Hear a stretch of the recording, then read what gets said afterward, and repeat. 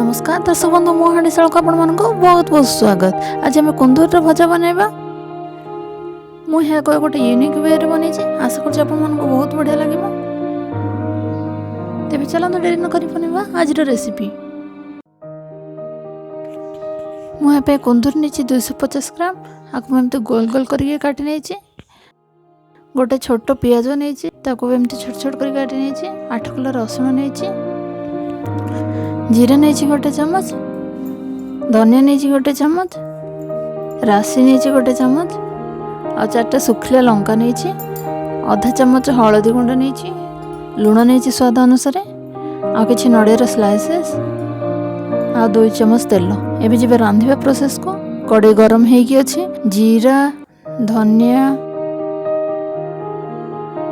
राशि सुखिला लंका नड़िया स्लाइसेस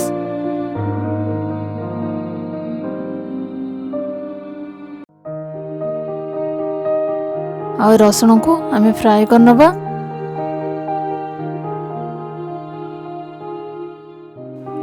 अल्प टिके भाजी गले आम या फाइन पाउडर बने नबा। 2 चम्मच तेल दे दबा। एबे काटिकी रखिथिबा पियाज को एथिरे भाजी नबा।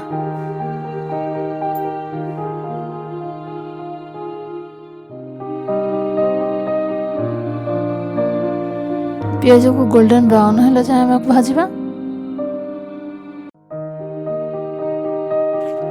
एबे एथिरे दे देबा कुंदूर आपको मिक्स करके आम या 5 मिनट लो फ्लेम रे रांधिबा।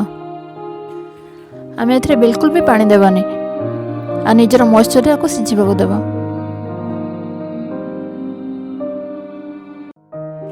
5 मिनट हो गलानी। एबे एथिरे आम लुण दे देबा हलदी दे देबा। आपको मिक्स करके आउथरे लो फ्लेम रे 5 मिनट पे रांधिबा।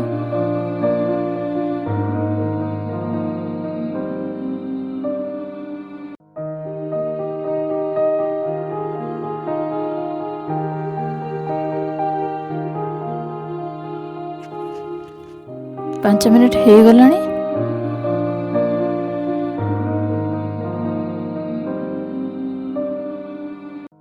एबे हम बनैथिबा पाउडर एथिरे दे देबा।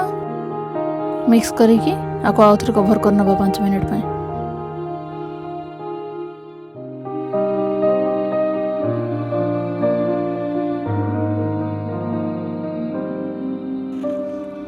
पांच मिनट हो गला। हमर गरमा गरम कुंदूर भजा रेडी।